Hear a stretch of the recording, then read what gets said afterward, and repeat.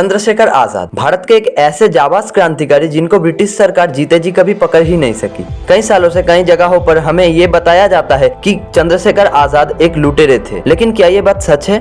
23 जुलाई यानी कल चंद्रशेखर आजाद की 115वीं बर्थ एनिवर्सरी थी। क्या हम एटलीस्ट उन्हें एक गिफ्ट दे सकते हैं उनके बलिदान का सम्मान और सच का खुलासा करके?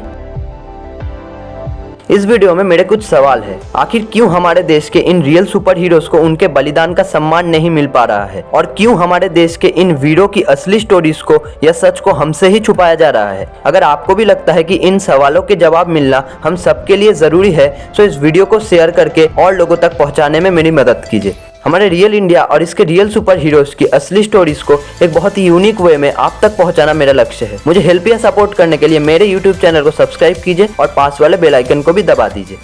Who was Chandrashekhar Azad?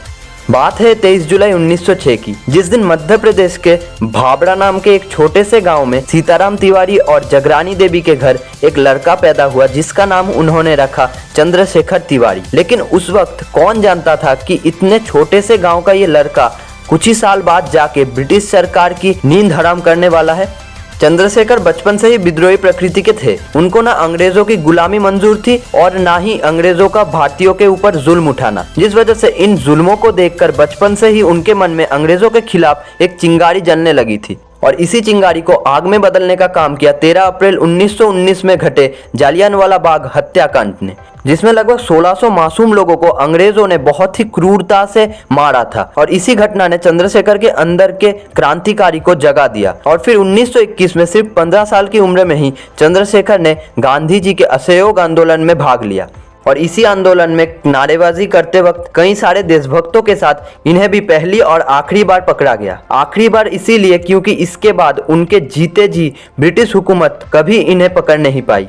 पहली बार गिरफ्तार होने के बाद जब उन्हें मजिस्ट्रेट यानी जज के सामने ले जाया गया, तब मजिस्ट्रेट ने उनसे उनका नाम पूछने पे उन्होंने कहा उनका नाम है आजाद। और फिर पिता का नाम और एड्रेस पूछने पे उन्होंने कहा पिता का नाम स्वतंत्रता और एड्रेस जेल। ये सुन के मजिस्ट्रेट और वहाँ के सारे ब्रिटिश अफसर भड़क गए और उन्हें 15 बेतों की सजा सुनाई गई। पर इससे कहाँ हमारे चंद्रशेखर जी रुकने वाले थे। ये तो सिर्फ उनके क्रांति का एक शुरुआत था। जितनी बार उन्हें बेतों से मारा गया, उतनी बार वो दर्द से चिल्लाने की जगह भारत माता की जय कह के चिल्लाने लगे। इस घटना के बाद से ही वो चंद्रशेखर तिवारी की जगह चंद्रशेखर आजाद नाम से बुलाए जाने लगे। इसके बाद 1922 में जब गांधी जी ने असहयोग आंदोलन को भंग कर दिया, तब ये बहुत ज्यादा हताश हो गए और अपने हिसाब से काम करने का फैसला किया। और इसी दौरान उनसे मुलाकात हुई मन्नत नाथ गुप्त नाम के एक युवा क्रांतिकारी से, और इनके माध्यम से ही आजाद मिले राम प्रसाद बिस्मिल से, जो कि HRA यानी हिंदुस्तान रिपब्लिकन एसोसिएशन के संस्थापक भी थे। बिस्मिल साहब चंद्रशेखर से मिलते ही उनसे बहुत ज्यादा प्रभावित हो गए और उन्हें HRA का एक मेंबर बना लिया।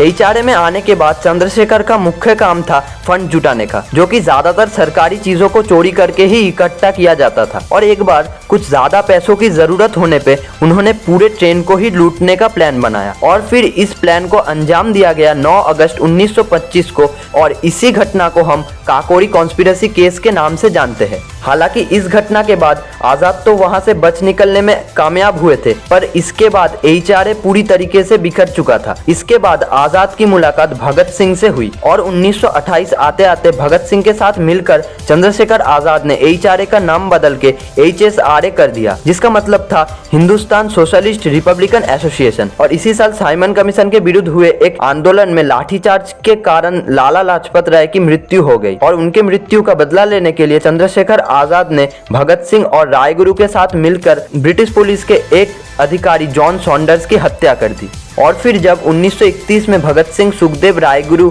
जेल के अंदर थे और उन्हें फांसी की सजा सुनाई गई थी, तब भी अंग्रेजी हुकूमत से चंद्रशेखर आजाद ही थे और वो भगत सिंह सुखदेव रायगुरु की सजा को कम कराने के सिलसिले में इलाहाबाद गए हुए थे। लेकिन 27 फरवरी 1931 को जब वो इलाहाबाद के अल्फ्रेड पार्क में बैठे हुए थे, तब अंग्रेजी हुकूमत को किसी तरह से उनके वहां होने की खबर लग गई और फिर ब्रिटिश पुलिस ने पूरे पार्क को चारों तरफ से घेर लिया। और आजाद के पास इतने हथियार भी नहीं थे कि वो उनका डट के सामना कर सके, लेकिन इसके बाद भी उन्होंने अपने साहस का परिचय देते हुए उनसे डटकर मुकाबला करने लगे और 2-4 पुलिस कर्मियों को मौत के घाट भी उतार दिया।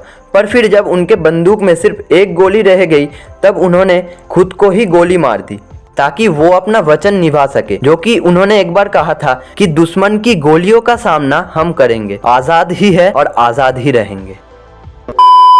दुख की बात यह है कि चंद्रशेखर आजाद जी के साथ साथ HSRA का हमारे भारत के लिए कंट्रीब्यूशन भी आज 75 साल बाद या तो हमारे हिस्ट्री बुक से मिसिंग है या तो वो बस एक लाइन बन के रह गया है। चंद्रशेखर आजाद के 115वीं बर्थ एनिवर्सरी पर हम उनसे एक प्रॉमिस जरूर कर सकते हैं कि हम उनका और उनके साथियों का बलिदान कभी नहीं भूलेंगे। अगर आपको इस वीडियो से हेल्प मिली तो प्लीज इसे शेयर कीजिए ताकि ये असली हिस्ट्रीज और स्टोरीज जो यूजुअली हमसे छुपाई जाती है वो लोगों तक पहुंचे और चंद्रशेखर जी की लाइफ और उनके बलिदान से जुड़े सारी बातें लोगों तक पहुंचे।